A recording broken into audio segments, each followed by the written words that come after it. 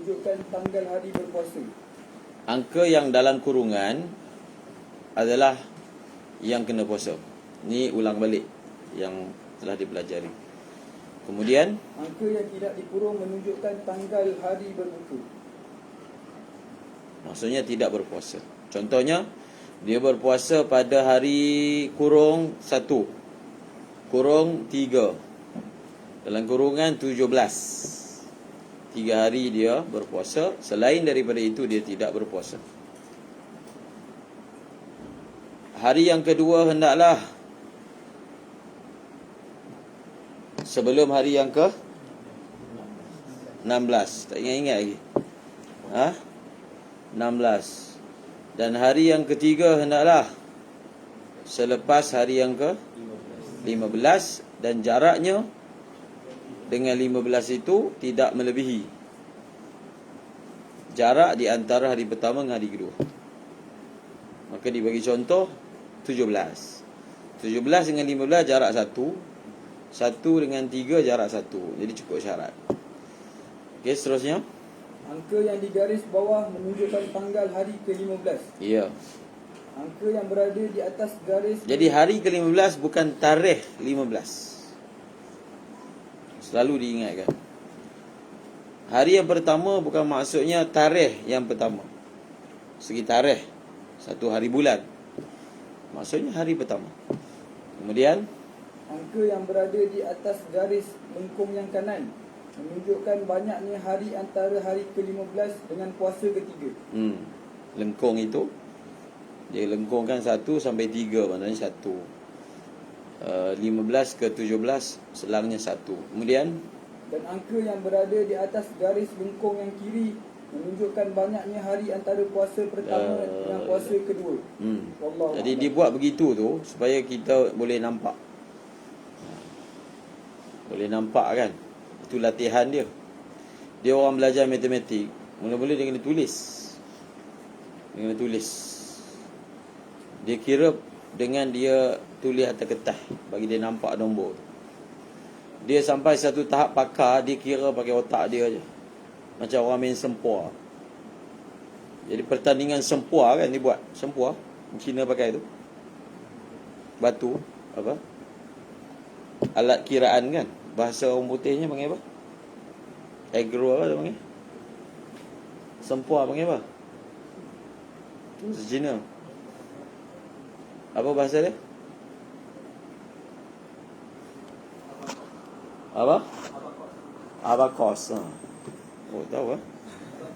Abakus. Sempua. Abakus.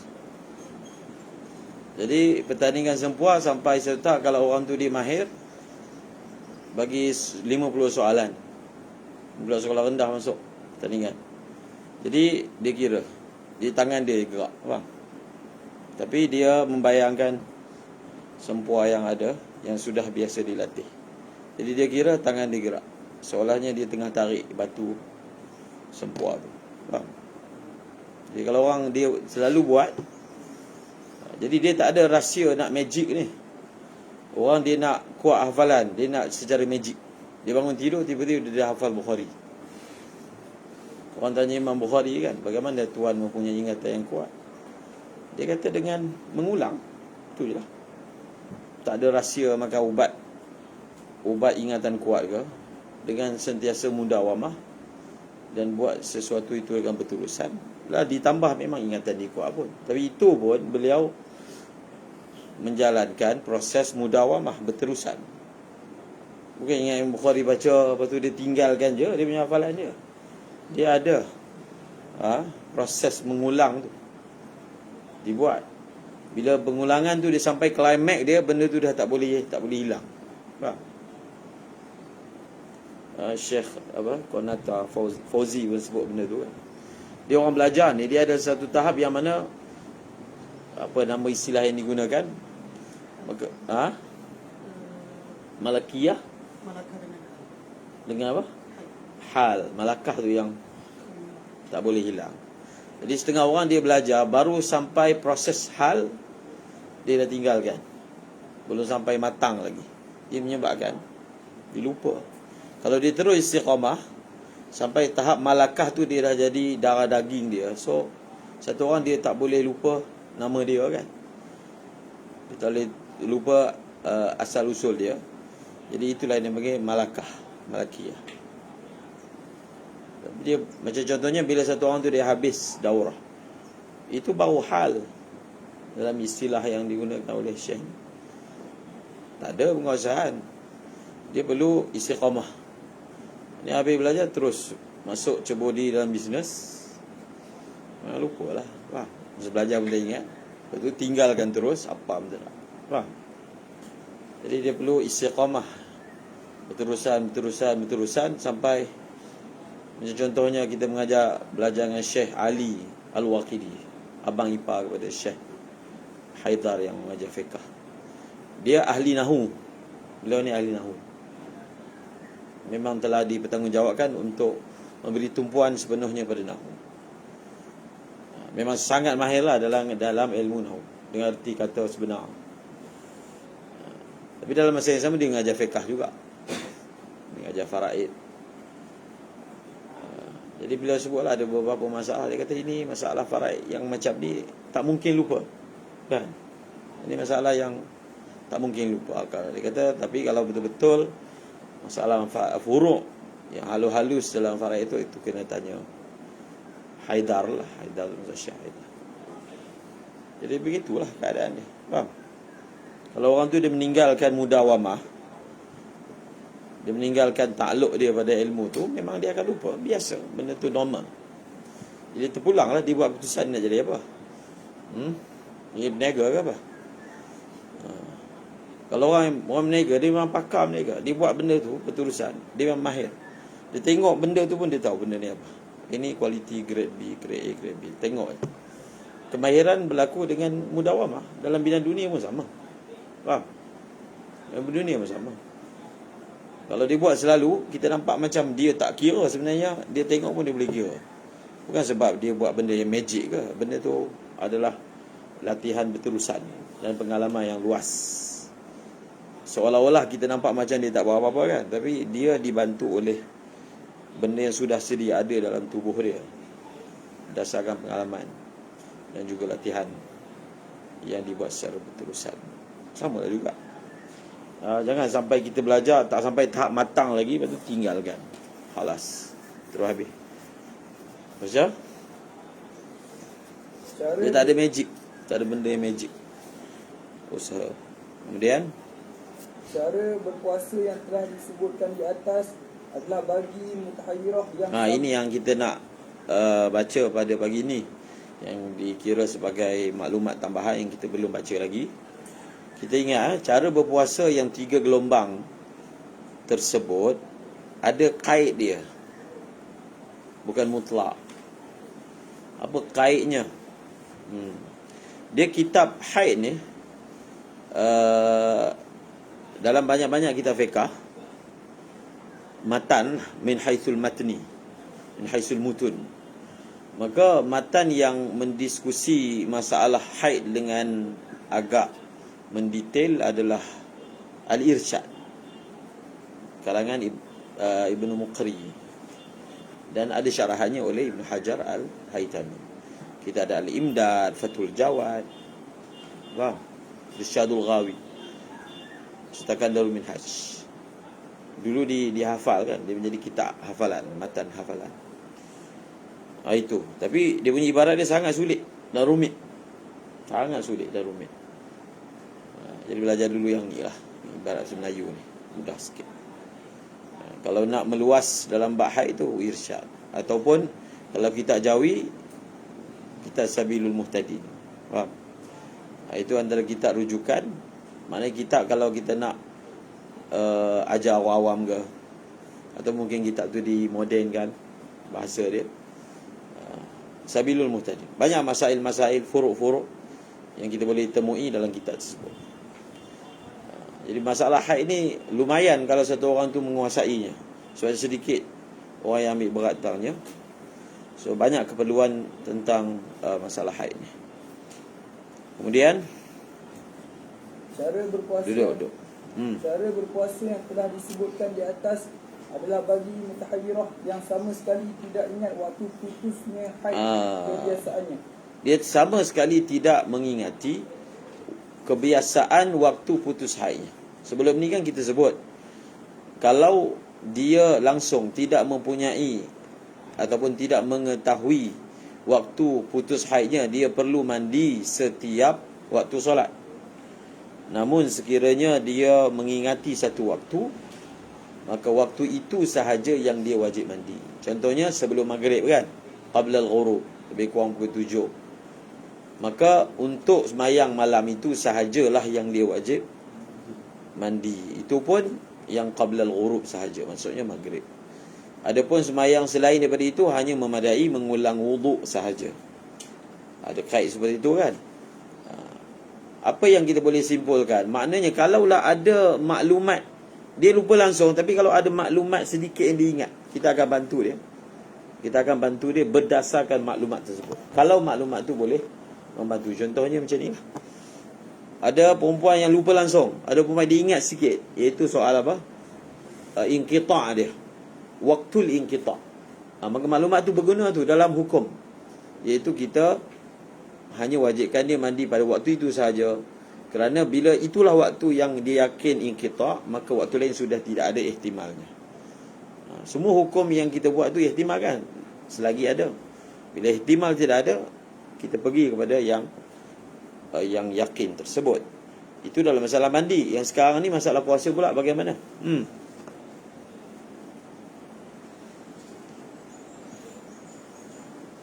Dan mutahayyirah yang ingat bahawa kebiasaan haidnya putus di siang hari. Yani, dia ingat dan di siang hari. Kemudian dan tu dia ataf pada sebelum ni yang tak ingat ataupun dan. Kaedah berpuasa yang telah disebutkan sebelum ni hanya untuk dua perempuan mutahayyirah. Pertama, dia tak ingat langsung, zamanul inqita'.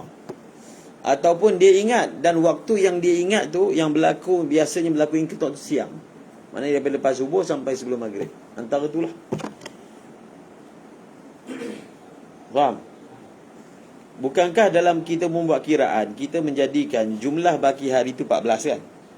Kerana kita mengambil ihtimal aghlaz, iaitu inqita' berlaku pada siang.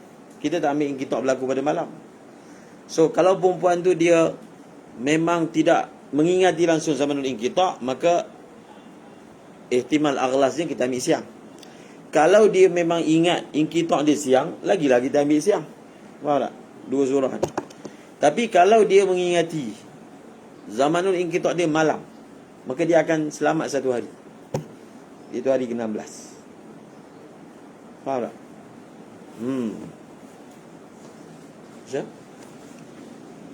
Adapun cara berpuasa bagi mutahayyirah yang ingat bahawa kebiasaan haidnya putus di malam hari. Yani setelah terbenam matahari dan sebelum terbit fajar. Dia harus mengerjakan puasa Ramadan sebulan penuh. Kemudian mengerjakan puasa lagi sebulan, yakni 30 hari berturut-turut. Jadi dia dapat berapa baki? Baca. Dengan cara demikian, puasanya dapat dipastikan sahnya sudah genap 1 bulan. Nampak? Dia dah tak perlu nak buat yang 18 hari kemudian 6 campur 3 hari tu kan. Tak perlu buat. Sebab yang sebelum ini kita ada baki 2 hari kerana hari ke-16 tak selamat. Maka bakinya 14. Faham? Sekarang ni hari ke-16 selamat, so 15. Sebulan dapat 15, sebulan lagi dapat 15, 30 hari. Dan tidak ada sebarang baki yang perlu disempurnakan. Faham kan? Lagi? Kerana setiap bulannya, yakni 30 hari yang dapat dipastikan sah, ada 15 hari. Wallahu a'lam. Senang je kan kait ni. Jadi masa dalam matan tu kita tulislah kat tepi tu kait, iaitu perbuatan itu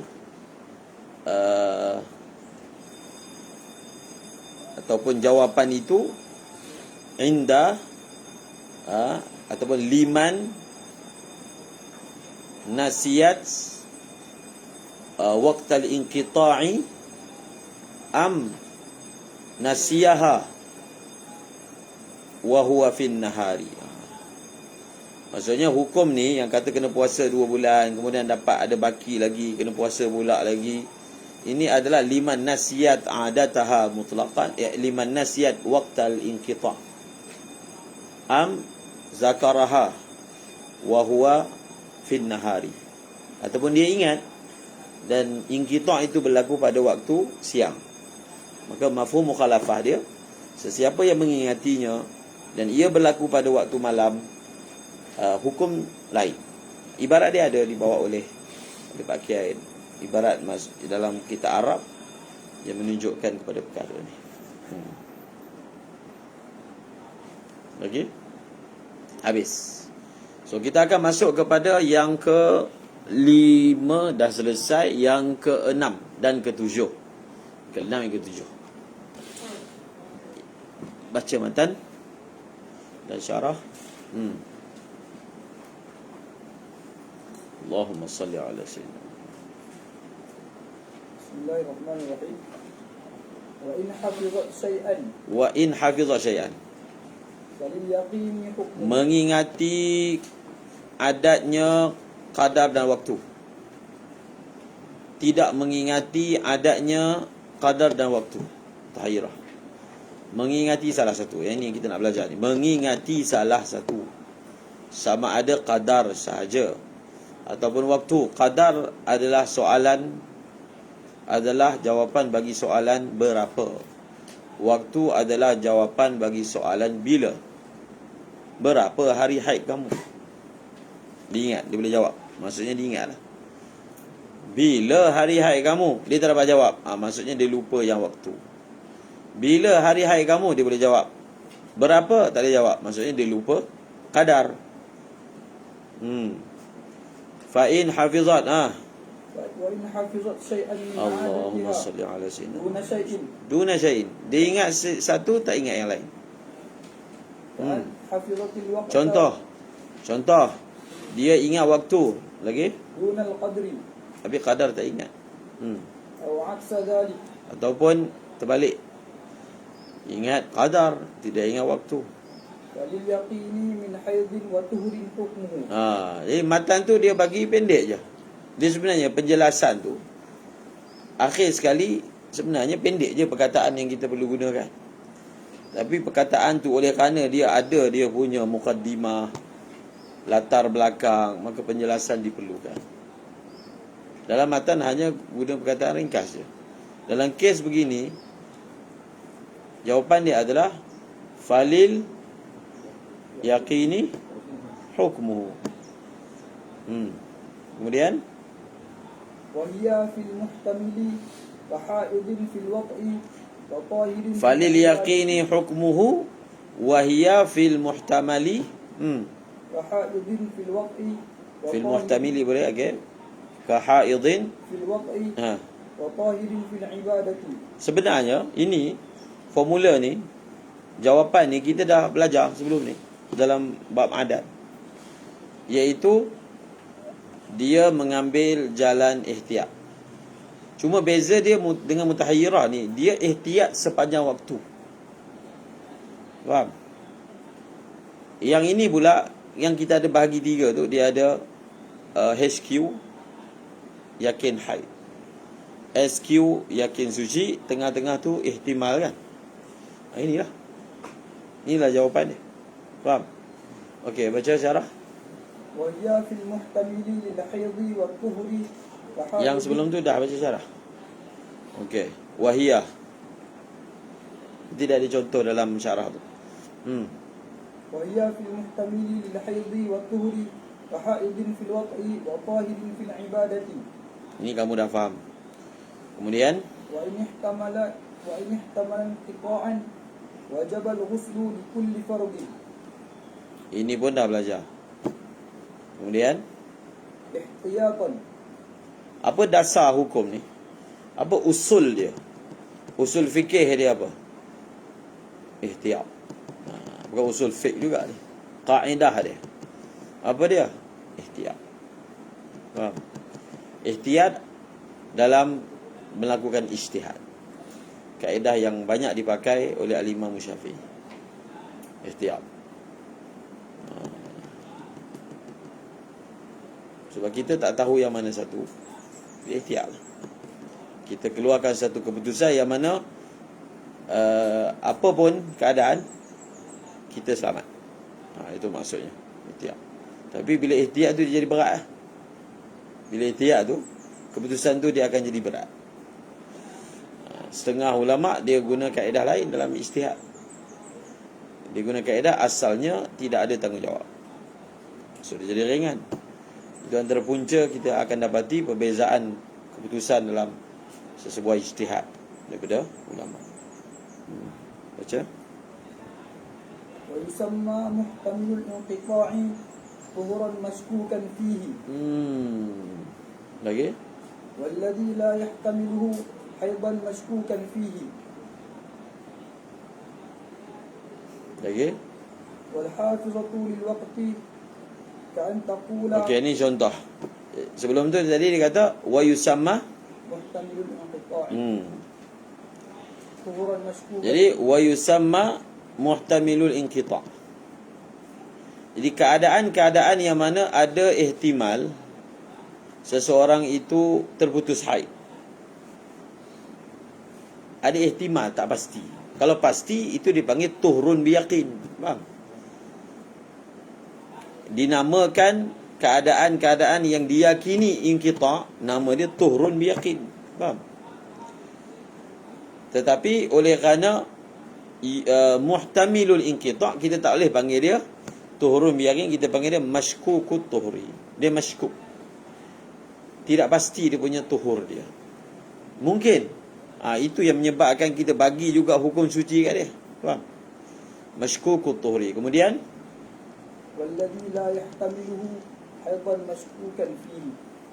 walladhi la yahtamilu, dan keadaan-keadaan yang mana tidak ihtimal apa? Inqita' dipanggil apa? Haidan mashkukan fihi. Haid yang mana diragui. Haid yang diragui. Maksudnya mungkin haid, mungkin suci. Faham tak? Lagi? Wal hafizatu lil waqti ka'an taqula kana haidi yabtadi'u awwal ash-shahri fa yawmun wa laylatun minhu haidun biyaqini wa nisfuhu thani. Apa dia? Apa dia? Ka'an taqula, Contoh dia. kana haidi yabtadi'u awwal ash-shahri. Okey, ini masalah yang berlaku.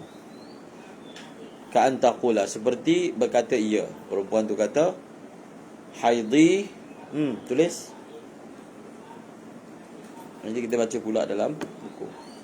Haidi yabtadi'u awwal ash-shahri. ini kalau dalam matematik tu orang kata dia masuk dalam tangan lah.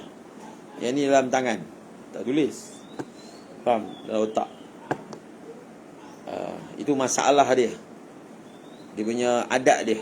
Jadi adat ni kita simpan dalam tangan ataupun kita bubuh dalam tajuk dia. Jadi dia punya keadaan dia ni dalam tangan, haid dia adalah bermula pada awal bulan.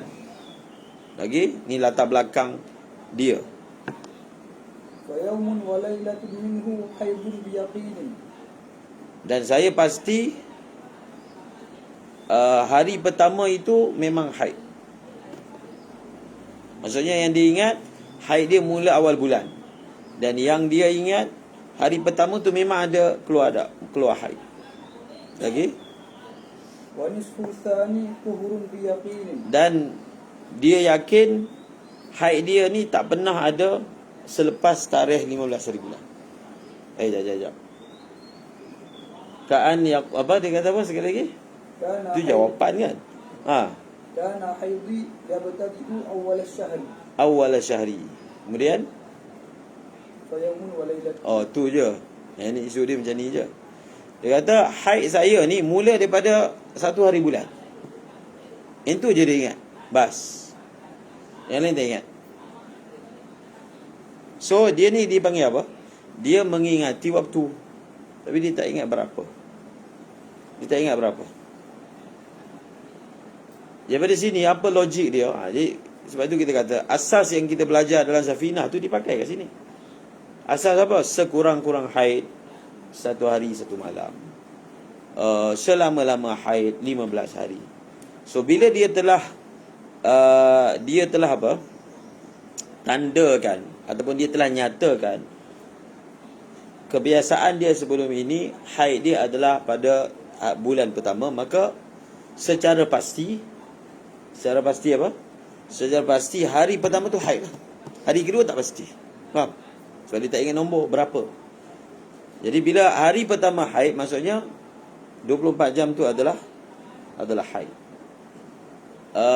Hari ke-16, hari yang ke-16 secara pasti bukan haid, sebab bila dia dah menyatakan bahawasanya haid dia hari pertama, maka paling lama pun sampai hari ke-15.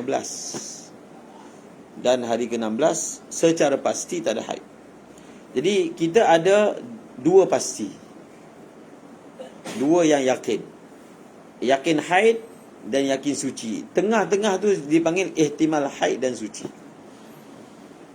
Setelah kamu tahu dia punya anggaran dia, maka kita letak sendiri hukum dia.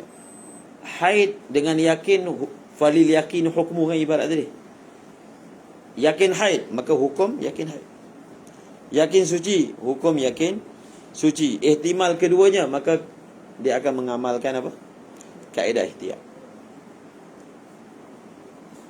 Maka setelah kita tahu dalam tangan apa dia punya latar belakang dia, maka bagilah kepada dia rajah hukumnya. Tulis 1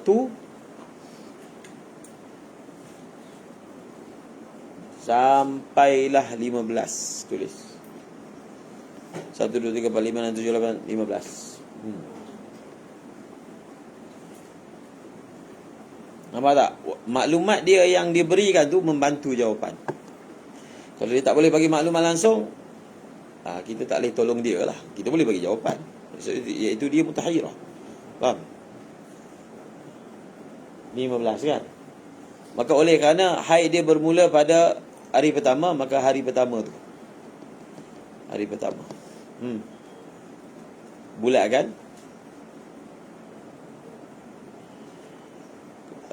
Kemudian kita bulatkan hari yang hari pertama.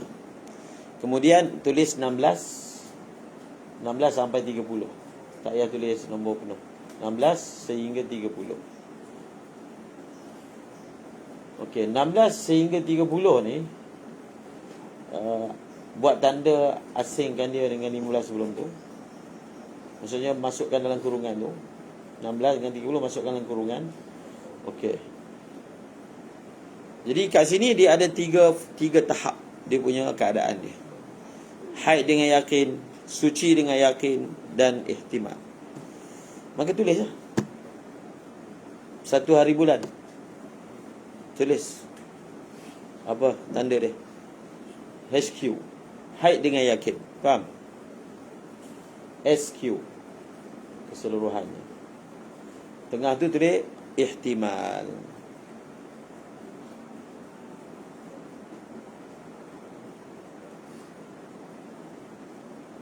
Okey, ihtimal ni dia punya hukum dia adalah ihtiyat. Ihtimal ni hal, faham? Hukum dia ihtiyat. Ihtimal, maka tulis bawah dia ihtiyat. Maksudnya apa?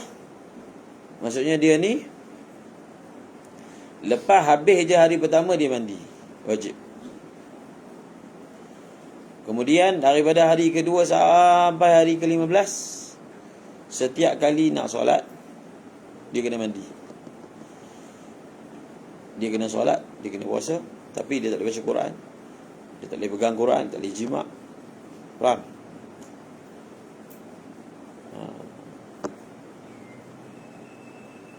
Habis je hari ke-15, masuk hari ke-16, maka dia bertindak seperti orang normal, bebas COVID. Faham? PKP. Itu PKP tengah. Faham tak? Itu dia punya cerita dia. Maknanya teori ni kita dah belajar dah sebelum ni. Sebab itu kalau kita boleh himpunkan, sebenarnya jawapan kepada permasalahan istihadah ni mungkin boleh dihasarkan. Faham? Jawapannya ini dipanggil jawapan jenis apa? Dia ada ihtiyat keseluruhan, dia ada ihtiyat bukan keseluruhan kan? Bila ihtiyat bukan keseluruhan, bila ada juga waktu-waktu yang pasti kan? Iaitu dia akan ada bila ada unsur-unsur apa? Dia ada unsur-unsur ingat walaupun sebahagian. Sebahagian. Okey? Seterusnya baca. Wa nisfuhu tsani tuhurun biyaqin. Wa nisfuhu tsani. Bagi buku jap. Buku ada tulis rajah kan? Wa nisfuhu tsani. Tuhurun biyaqin.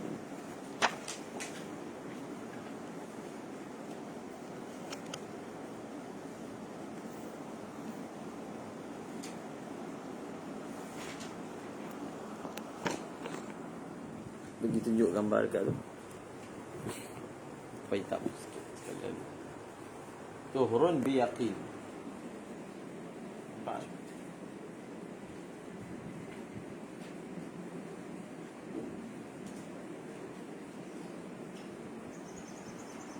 Dunia rajah dia senang je. Saya gambar. Tak ada pula di sini. Okey.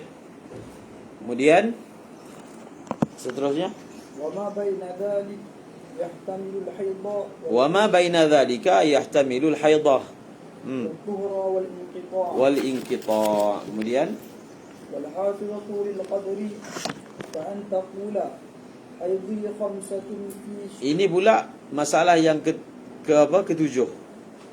Dia ingat qadar tetapi dia lupa waktu.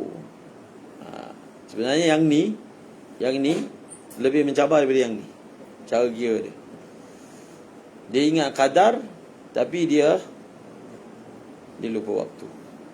Okey? Fa an taqula haidhi khamsatun. Contohnya, perempuan itu kata, haid saya ni berapa hari, saya ingat 5 hari. Itu pertama dalam tangan, dalam otak. Kemudian khamsatun fil 'ashr al-awwali min ash-shahr. Ashril awali. 5 hari itu pula maklumat kedua yang diingat. 5 tu pula dalam 10 yang pertama. Bukan 10 nisfus sani, tak. Itu maklumat kedua yang diingat. Kemudian la a'lamu ibtida'aha wa a'lamu anni fil yawm al-awwal tahir. itu maklumat ketiga yang diingat. 3. Ni dibawa sebagai contoh saja. Dia ingat haid bila tempoh haid dia 5 hari. Dia ingat. Kemudian dia ingat 5 hari itu pula dalam 10 yang pertama. Jadi kat sini dia ada waktu dia diingat jugalah. Faham? Kalau dia kata dia ingat 5 hari je, awal ke akhir ke tak ingat, tu dah jadi lain pula. Faham? Maksudnya ada jugalah debu-debu ingatan terhadap waktu tu. Sebab dia boleh ingat 5 itu pada 10 yang pertama. Kemudian la a'lamu ibtida'aha maklumat yang ketiga, wa a'lamu anni fil yawm al-awwal. dia tak ingat yang 5 tu daripada 10 tu dia mula tarikh berapa, dia tak ingat. Cuma yang dia pasti 1 hari bulan dia memang tak haid. Itu maksud maklumat ketiga yang dia ingat. Faham? Tapi mula tu bila tak pasti. Tapi yang confirm 1 tak ada. Mungkin 2, mungkin 3. Itu jadi mungkin tu. Mungkin 4, mungkin 5. So kita simpan dia punya maklumat tu dalam tangan. So bagi jawapan. Dia nak kena buat apa? fasadisu haidul biyaqin. Apa wasadisu? Fasadisu. Fasadisu. Ini jawapan. Ingat kan? Dia punya maklumat dia. So kalau orang tu dia tak boleh nak hafal maklumat, tulis lah. Jadi orang perempuan tanya haid. Jadi ustaz tu dia ada kertas, tulis dulu maklumat perempuan tu. Faham? Pak KM pun buat macam tu juga. Walaupun dia pakar, kalau orang datang, sebab ada benda yang melibatkan nombor. Sebab nombor ni kadang-kadang bila kita kira terus pakai otak, ada kadang dia miss yang kita tak perasan. Faham? Sebab benda tu hanya imajinasi sahaja. Jadi untuk mengelakkan mungkin akan berlaku miss. Miss tu maksudnya dia terkeluar, tertinggal, terlepas. Maka tulislah. Bila tulis benda tu lebih nampak. Faham? Okey, dia tulis maklumat 1, 2, 3. So ini maklumat yang ada. So maklumat yang ada, kita tulis surah nombor 2. Kita akan tulis surah nombor 2 1 sampai 10. Nombor 1 sampai nombor 10.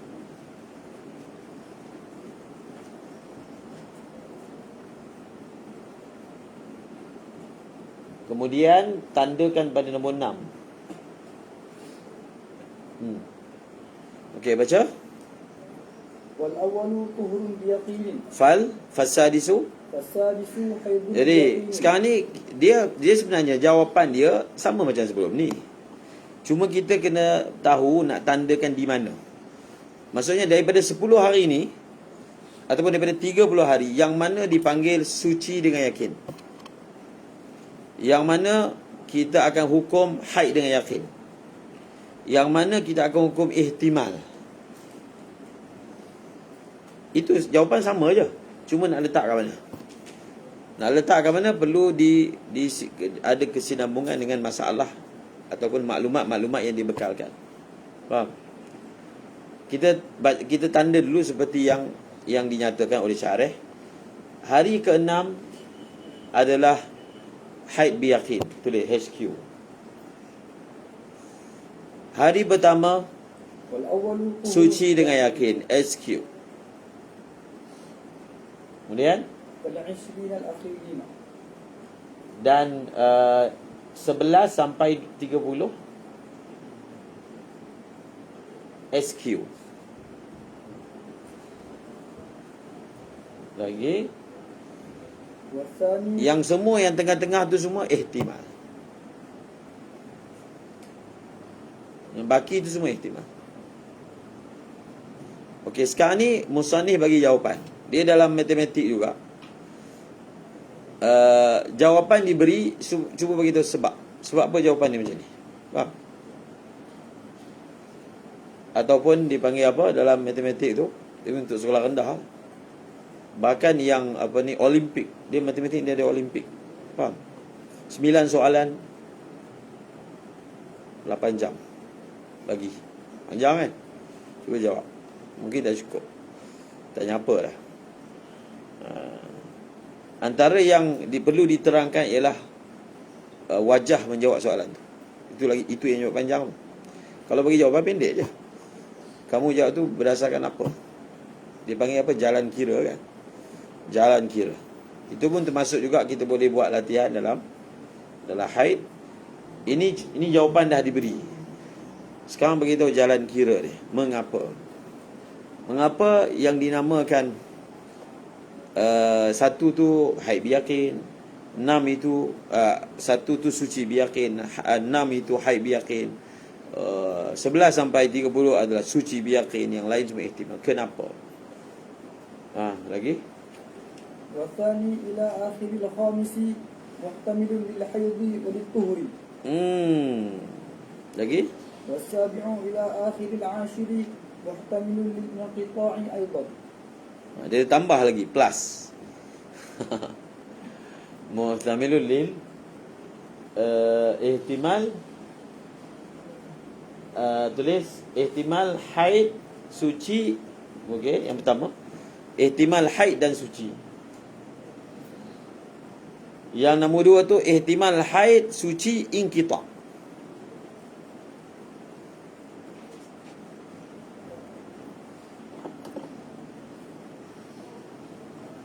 Tidur Isa.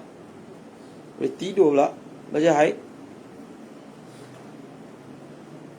hari Jumaat ni.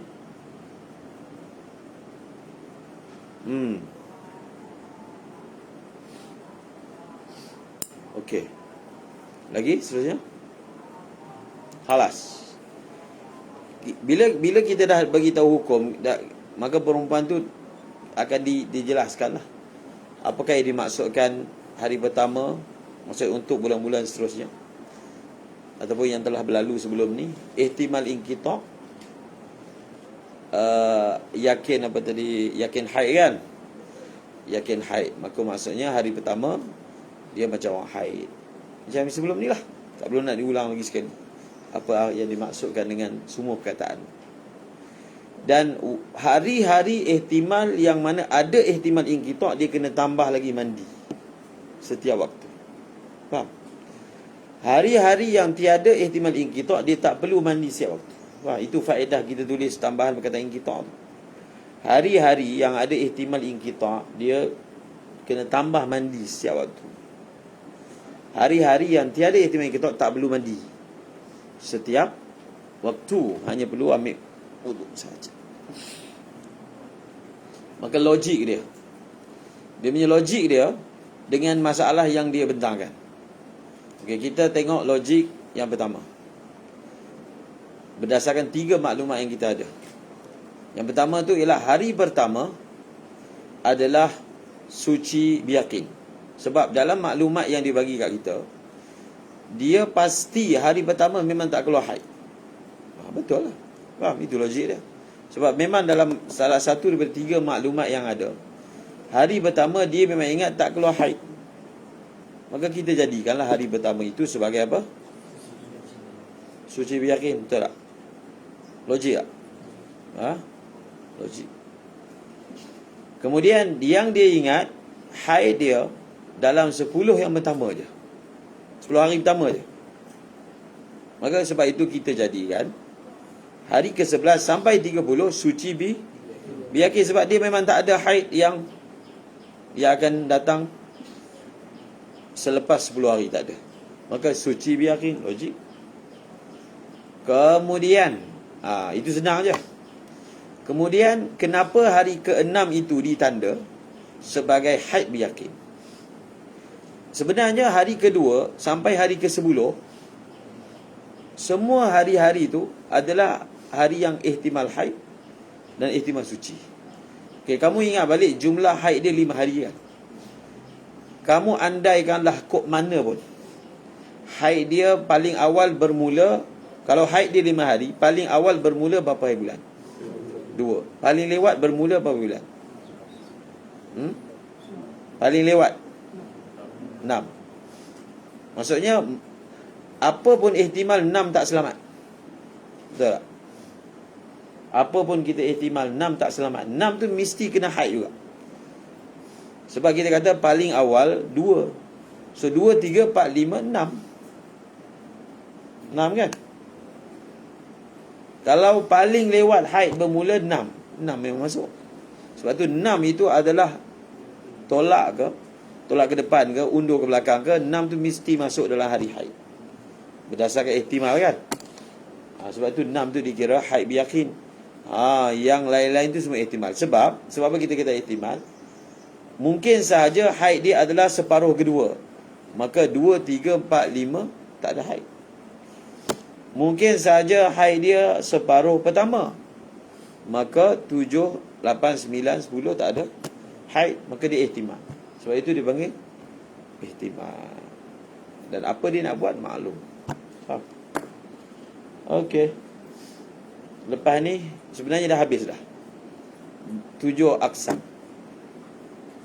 tentang istihadah. Cuma ada maklumat-maklumat yang kita akan touch up, tambah lagi.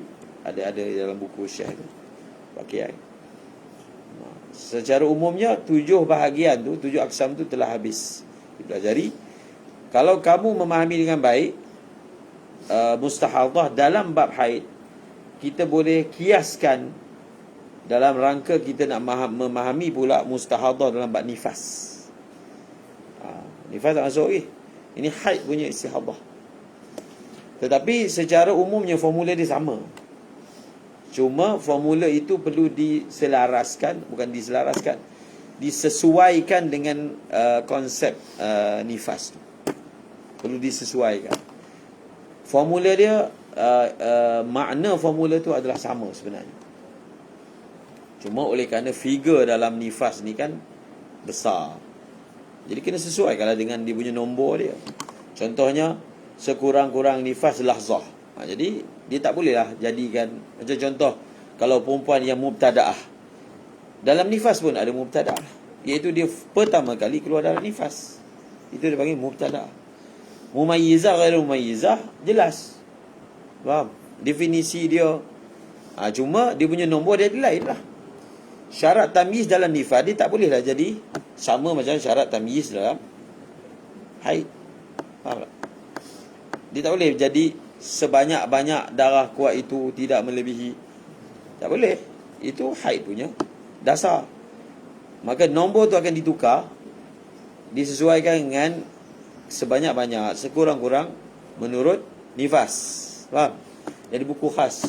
Dah betul sikit dah. Ini nifas punya. Pak Kiai. Tak ada kan? Nifas. Tak ada. Dia ada buku khas. Mustahadah Nufasa. Yang kuning. Yang masa tu tak ada. Lepas tu baru keluarkan. Mustahadah Nufasa. Okey. Duduk. Duduk. Nak duduk tampi ke apa? Lepas ni kita baca apa? Tajuk apa? Nifas Lepas ni apa? Oh, hamil. Maksud dia nak masuk lah tu.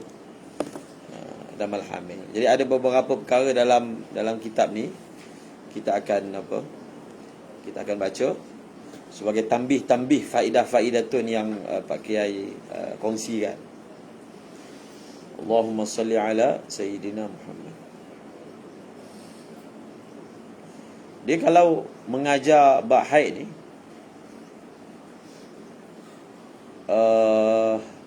sebenarnya teori senang. Kalau mengajar lelaki senang, mengajar perempuan susah. Bukan sebab dia perempuan.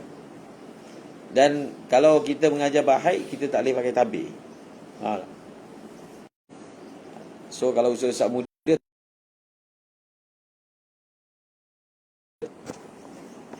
Allahumma salli ala Sayyidina Muhammad. Sambung. Kita nak sambung apa? Matan tu. Okey. Kita habiskan dulu matan. Dia ringkas sikit lah kita punya ni. Dia panjang. Dah berapa hari dah Pak Aid ni? Minggu. Sampai lagi kan? Okey, baca matan seterusnya. Sambung. Yang apa, STBT tak ada dalam kitab kan? Lama dia. Okey, kita akan baca yang tu. Okey. Padam yang dah ada.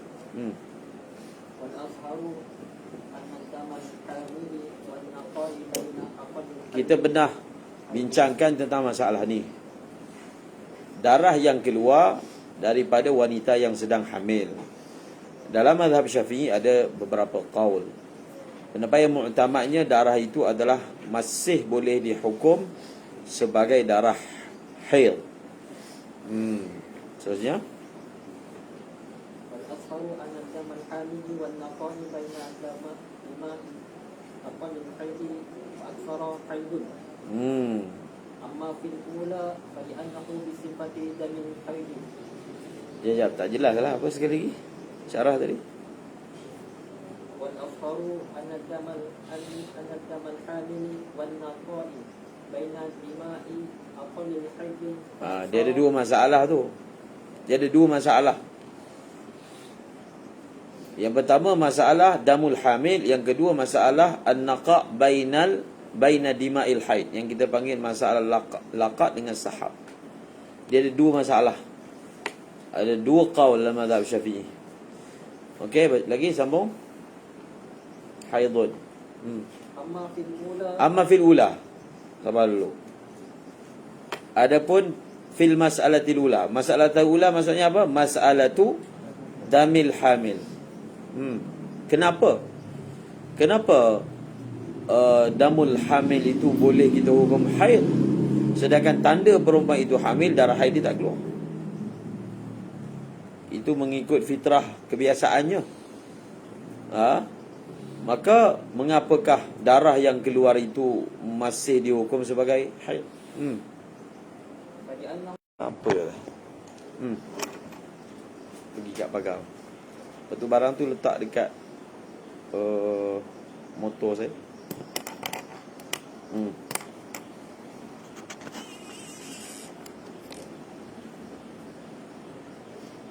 Okey. Apa tadi? Kenapa? Kenapa darah yang keluar dari orang hamil masih boleh dihukum sebagai haid? Fali'anna damal hamil bisifati damil haid. Kita masih ingat lagi, iaitu dalam masalah haid ni, kalau darah keluar, hukum pertama yang kita akan bagi haid, selagi kita tak tahu apa-apa yang lain. Faham? Maksudnya asalnya darah yang keluar daripada kemaluan seorang perempuan adalah haid, kecuali kalau dia keluar bukan pada waktu haid lah. Contohnya dia keluar sebelum dan seumpamanya lah. Jadi oleh kerana darah itu keluar dengan sifat-sifat seperti darah haid, maka kita hukum dia darah haid asal. Faham? Dia guna kaedah asal. Kalau ada tahqiq secara pasti ia berlaku dengan sebab pendarahan tertentu, dengan sebab pendarahan, maka barulah kita pindah hukum tu. Selagi tidak, maka kita hukum itu adalah darah haid. Tapi kalau tiba-tiba darah tu berjalan keluar sampai melebihi 15, dia jadi cerita lain pula. Faham? Rupa-rupanya dia bukan haid, dia adalah istihadah, maka kita akan praktikkan kaedah mustahadah. Jadi maksudnya segala hukum mustahadah itu boleh digunakan bagi darah-darah yang keluar melebihi waktu semasa perempuan itu sedang hamil. Hukum ni ataupun pendapat yang rajih ni, dia berguna nanti bila kita bincangkan pula dalam masalah apa? Dalam masalah iddah. Dalam masalah iddah. Iddah yang bagaimana tu? Iddah bagi perempuan yang berzina. Dia mengandung, tapi mengandung itu hasil zina. Jadi macam mana? Adakah iddah dia tu pakai iddah darah ke pakai iddah apa?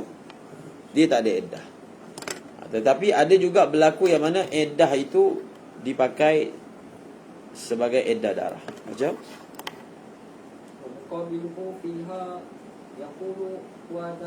wa muqabiluhu fi ay fil ula, fil masalatil ula. Dan mazhab fiqh yang lain, mungkin mazhab Hanafi, inilah pandangannya. Maksudnya ketika perempuan sedang mengandung, darah yang keluar itu tidak boleh dihukum sebagai darah haid. Dia tambahan lagi yang kita perlu ambil maklumat daripada segi ilmu perubatannya, apakah hakikat darah haid ni? Dia ada hakikat dia. Maksudnya hakikat darah haid ni untuk perempuan ni apakah apakah hakikatnya, ataupun bagaimana dia berfungsi dan bagaimana dia keluar, dan mengapa bila perempuan itu mengandung darah haid itu tertahan, mengapa, sehingga ulama menyatakan dalam ikna pun sebut darah nifas itu mengapakah dia punya hukum sama seperti darah haid, kerana darah nifas itu adalah darah haid yang terkumpul. Darah nifas itu adalah darah haid yang terkumpul. Cuma bila dia keluar selepas beranak, orang panggil dia nifas. Tapi hukum dia sama sebiji macam darah haid daripada segi hukum lah. Adapun bilangan hari dia berbeza. Kemudian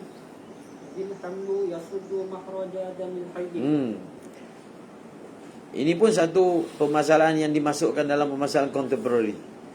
Adakah bila doktor kata perempuan ini tak boleh keluar darah haid, kalau berdasarkan hukum fiqh, kita kira yang keluar daripada faras tu haid. So adakah dipakai teori kedoktoran? Contohnya perempuan yang sudah menopause, pada umur yang ghalibnya menopause, kemudian keluar darah. Dari segi hukum fiqah dia apa? Ha? Hukum fiqah dia apa? Dikira haid. Faham? Tapi daripada segi istilah kedoktoran, dia dipanggil menopause. Ya isah bahasa Arab kan. Wallahi ya'isna minal mahid, Quran kata. Perempuan yang sudah berputus asa daripada haid. Maksudnya dah tak keluar haid, dipanggil menopause. Keluar darah juga, kalau cukup syarat, maka dia dikira haid. Tapi dari segi ilmu kedoktoran, umur yang macam ni tak keluar haid. Jadi bagaimana nak dihukum pada ketika itu? Itu termasuk masalah semasa yang berkaitan dengan haid. Dia sebenarnya masalah ini, masalah doktor dengan ahli syariah wujud pada zaman dulu. Zaman dulu ada tabib juga. Faham? Cuma kajian untuk zaman sekarang ni dia lebih bersifat saintifik. So adakah oleh kerana dia saintifik, maka dia lebih kuat berbanding telahan tabib pada zaman dahulu. Jadi apa dasar yang digunakan untuk menyelesaikan masalah? Macam? Wasawa'un 'alal awwali taqallulun baina inqita'id dami wal wiladati 15 yawman am aqall.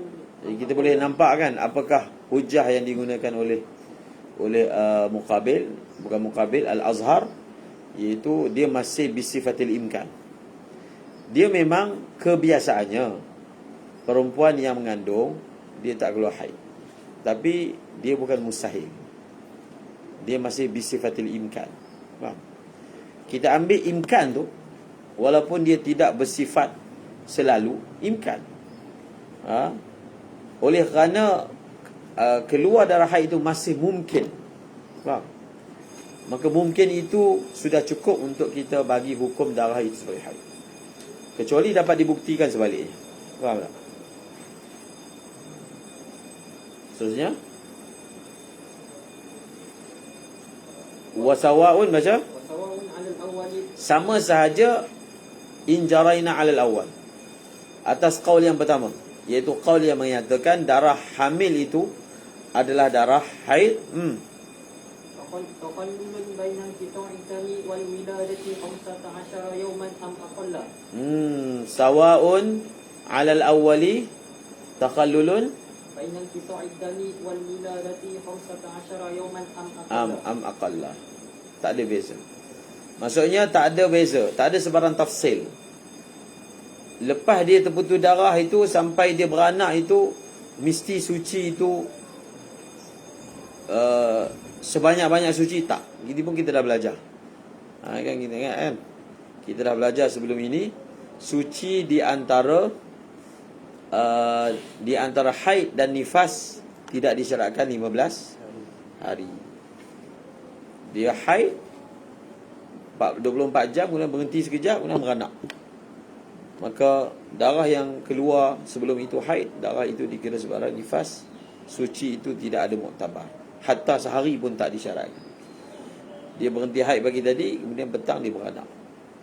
Tetap yang sebelum itu dipanggil haid, yang selepas beranak dipanggil nifas. Kemudian Wakila fi taqallulil aqalli laisa bihaidin. Wakilah Fi taqallulil aqalli. aqalli, maksudnya aqalli min, sebelum ni apa? 15. Al-aqal tu maksudnya aqalli min 15. Faham? Al-ilam tu dia menggantikan benda yang mahzuf. Wasawa'un fi takhalluli apa ni? Al-aqal. Al-aqal aqal min 15. Wakilah. Ada qil kata apa? Baca sekali lagi. Wakila fi taqallulil aqalli laisa bihaidin. Bukan haid. Wa amma fi saniyati. Bas. Sanian masalah lain. Kita bahaskan dulu masalah. Masalah yang kedua itu dipanggil apa? Masalah yang kedua itu dipanggil masalah laqat dan juga sahab.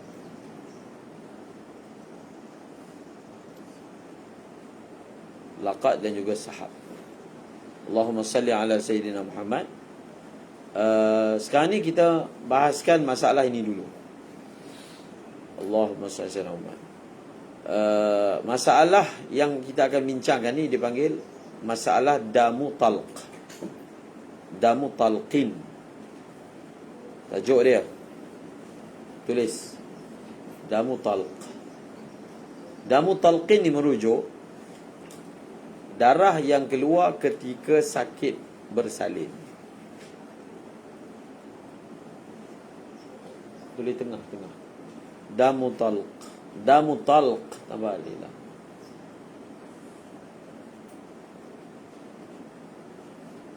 Tambah alif lam. Tanpa alif lam. Damu talqin. Darah yang keluar ketika sakit bersalin. Terjemahan dia.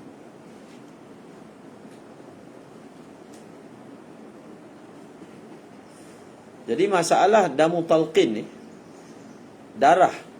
Contohnya perempuan ni dipanggil dah sakit. Dia sakit. Dia ada tanda nak beranak tu. Doktor akan tanya dia sakit, kekerapan sakit tu berapa jam. Kalau terlalu kerap sakit, itu tanda dari kad lah. Faham? Kalau sakit tu sakit, kemudian lepas 5-6 jam tak sakit, kemudian sakit balik, itu kebiasaannya belum lagi. Tapi kalau sekejap-sekejap sakit, sekejap-sekejap sakit, maka itu dia panggil sudah menghampiri waktu untuk beranak.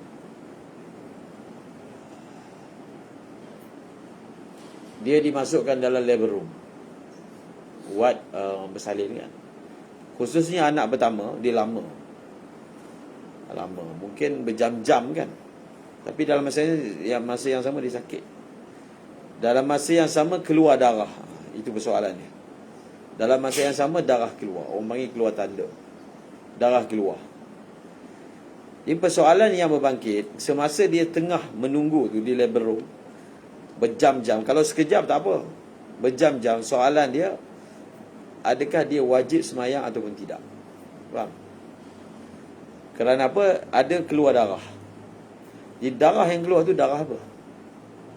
Kalau darah tu darah haid, dia tak wajib semayang. Kalau darah tu bukan darah haid, dia wajib semayang. Yang pastinya darah tu bukan nifas. Kerana definisi nifas adalah selepas kosongnya rahim daripada kandungan kan. Itu pasti. Di antara damu fasad ataupun damu haid. Apa kaedah dia? Dalam kita nak menentukan damu talq, yang kita bicara damu hamil ni, itu sebelum sakit beranak. Faham?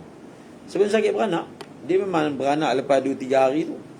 Tapi sebelum tu keluar darah, itu cerita lain. Itu hukum dia haid. Faham? Dia tak ada ihtimal. Yang ini damu talqin. Jadi adakah dia dikira damu haid ataupun damu fasad? Kita perlukan kaedah untuk menentukannya. Faham? Maka tulis BT. Tulis. Kita ada 2-3 surah. Surah pertama BT 23. Jam kecil. Itu 23 juta. J kecil je. Ikutlah buat atas tu. BT, kemudian ST. Sebelah dia ST. Sebab pakai dia sebut ST Indonesia kan. Ba ST ni 5 jam.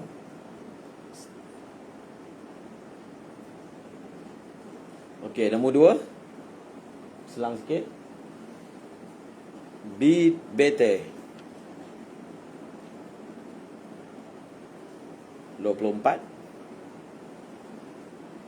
Buat penghadang. Ikutlah penghadang macam ni.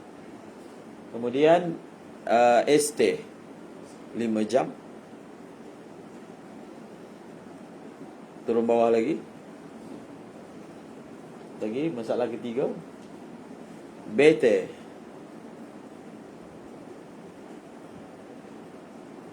Dua 24 jam. Lepas tu buat tanda macam ni. ST 5 jam. Okey. Formula dia mudah je. Dia ada dua. Untuk darah, untuk damutal. Sekarang kita sedang bincang darah yang keluar ketika sakit beranak tu adakah haid ataupun tidak. Dia ada dua syarat. Darah tersebut didahului oleh haid.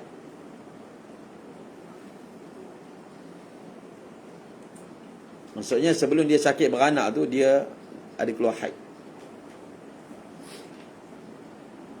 Yang kedua,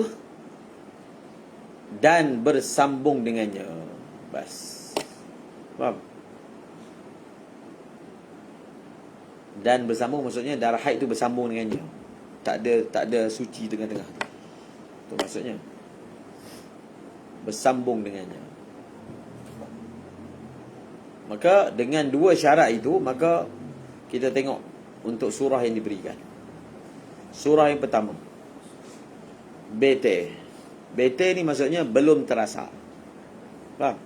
Belum terasa sakit. BT. Sebelum dia terasa sakit, dia keluar darah 23 jam. Selepas dia sudah terasa sakit, maksudnya talq, dia keluar darah 5 jam. Dalam kita nak menentukan hukum, kita kena bagi tahu BT dengan ST dia apa hukum dia. Apabila kita tahu hukum BT, secara umumnya kita boleh tahu hukum ST. Okey, BT tu hukum dia apa? Darah apa? Haid. Haid? Tak. Sebab? Tak cukup 24 jam. Bukan haid. Faham? Tulis. Istihadah. Istihadah. Okey. Jadi automatik lah. Tak cukup syarat. Bukankah syarat untuk ST tu dihukum sebagai haid, dihukum sebagai haid, ya, dia didahului oleh haid. Didahului ke tak? Tidak kan? So dia pun kita tulis istihadah ataupun damu fasad, ada khilaf. Tak apalah. Maka kalaulah perempuan tu begitulah keadaannya, ketika dia sedang sakit beranak pun dia kena semayang. Faham? Jadi dia nak semayang macam mana? Sakit. Dia semayang macam orang sakit. Tak boleh berdiri, duduk. Faham? Dia duduk baring. Contohnya tak ada orang nak wudukkan dia. Zaman Covid ni, suami tak dibenarkan masuk. Contoh. Dia ada undang-undang yang dibuat lah, yang perlu diperhalusi balik. Ada benda undang yang rigid sangat tentang Covid ni. Contohnya, kalau perempuan ni suap-suap positif, dia mesti dibedah, Caesar. Dia tak boleh beranak secara normal. Sebab kalau dia beranak secara normal, dia kan sakit. Jadi pernafasan keluar nanti kena kat doktor. Doktor tu pakailah mask. Apa masalah? Susah. Anak tu kok kena pakai mask terus anak tu. Kenapa nak bedah terus? Tak itu je cara. Itu punya rigid. Doktor pun jangan taksub sangat dengan ilmu dia. Contohnya bila berlaku kematian, bas, keluarga tak boleh hadir. Tak boleh. Semua yang pakai PPD tu, apa dia panggil? PPD? PPA. Tapi berlaku kematian di luar negara, macam baru ni Syekh Ahmad Tahar Rayyan meninggal, di Covid juga. Tapi ramai jenazah dia orang datang, kan? Kita masa mula-mula pengurusan jenazah Covid ni, mandi tidak itu pasti. Tayamum pun tak. Faham? Tayamum buat, tapi ditayamum atas bungkusan. Betul ke? Maksudnya perlu sampai tahap macam tu? Bahaya sangat, gila punya bahaya ke?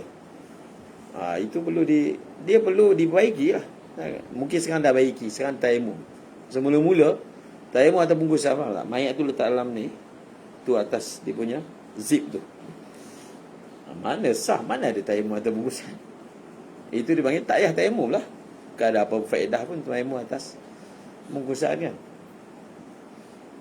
Maksudnya kalau tayamum berlaku jangkitan ke? Tayamum pakai sarung tangan, pakai emas, pakai semua sekali. Takut sangat kan? Tayamum atas badan dia, kulit dia. Tak boleh ke sampai setara tayamum? Jadi berapa banyak mayat yang dah ditanam tanpa mandi dan tanpa tayamum? Perlu ke sampai tahap macam tu? Hatta kalau mandi pun memang ada kajian ke? Yang begitu sekali contohnya kan? Ataupun benda tu memang tak boleh dikawal ke kalau mandi, nanti air tu merebak. Tak boleh ke lepas mandi sanitizer. Contoh lah, kita bukan doktor kan, tapi nampak macam pelik lah dia punya kaedah tu. Sampai semayang pun tak boleh hadir. Begitu ke? Mayat pun dalam keranda. So dia perlu baiki. Bukan makna bila dia doktor semua benda orang tak boleh petikai. Sebab benda tu ada melampaui logik kan. Melampaui logik, semua orang boleh fikir tentangnya. Okey. Seterusnya, sebab dia mereka telah aktifkan fatwa Ebola. Waktu itu fatwa sedia ada tak ada. Maka kita uruskan jenazah, aktifkan fatwa Ebola. Ebola ni satu jenis virus yang bahaya pun. Ada berlaku banyak kat mana? Liberia apa. Jadi kita pakai yang fatwa sedia ada lah. Macam mana pengurusan jenazah Ebola, macam tu kita uruskan. Tapi betul ke persamaan dia sampai begitu sekali diuruskan? Tempat lain tak uruskan macam tu pun. Itu kena baiki kan. Ini masalah nak hantar orang ni masuk kubur. Kalau tak perlulah kan. Kita usahakan supaya boleh buatlah apa-apa penjagaan sampai paling kurang tayamum kan. Oh, tayamum tak boleh, itu pelik juga tu. Masa jenazah tu hidup, doktor datang pegang badan dia juga kan, pakai PPE. Bila dia dah meninggal tak boleh pegang pula. Macam mana? Apa logik dia? Itu kena ditegur. Okey. Seterusnya, pukul apa habis? Habis dah. 11.30 ke? 40 kan? 45. Oh, kita kena habiskan ni. BT 24. Haid ke bukan? Haid. Tulis. ST?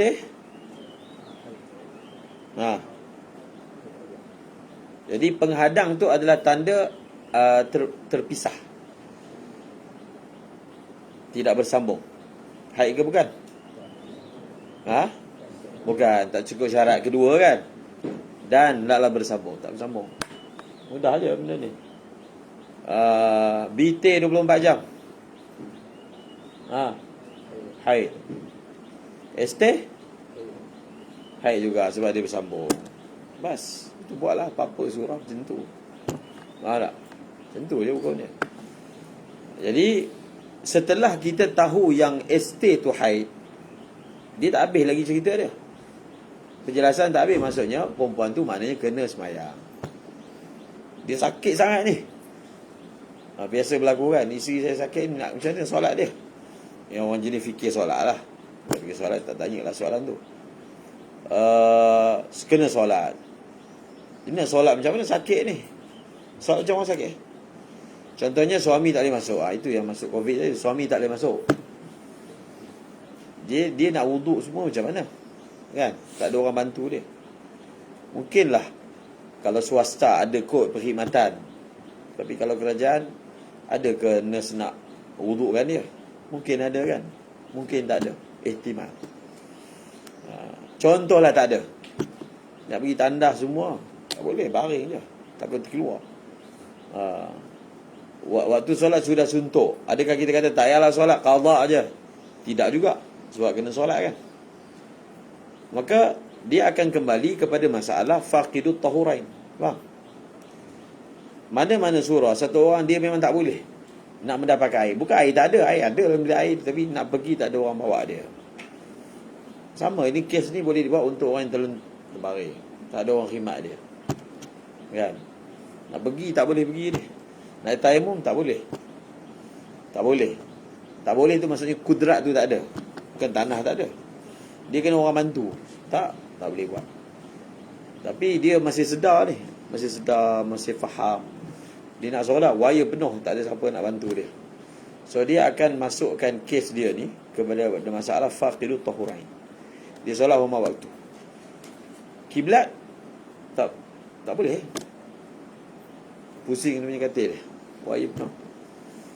Jadi dia akan masuk masalah orang yang tak boleh berpaling ke arah kiblat. Dalam kitab dia bagi contoh, satu orang kena salib, gantung kat tiang salib. Nak solat ni mana boleh pusing, dah kena gantung. Maka dia panggil, gugurlah kefarduan menghadap kiblat untuk dia lah. Kefarduan menghadap kiblat untuk orang yang boleh menghadap kiblat. Orang yang tak boleh menghadap kiblat, dengan faktor fizikal, faktor tempat, maka gugur lah, dia solat. Dia panggil solat hormat waktu. Nanti bila dia dah habis pantang, dah mandi, dia ingatlah ya, solat hari tu kena ulang kali. Dia boleh buat apa? Baca. Boleh baca? Boleh. Baca. Ini baca pun tak boleh, dia punya sakit tu. Faham? Contoh lah, bicara hati lah, macam mana dia gerakkan mulut dia. Macam solat orang sakit, sama je. Dia punya solusi dia, dia punya ringkasan dia buat apa yang dia mampu. Yang dia tak mampu, dia tak perlu buat. Tapi solat tu hormat waktu, keadaannya ulang balik kelak nanti bila telah apa? Telah sihat. Wallahu a'lam.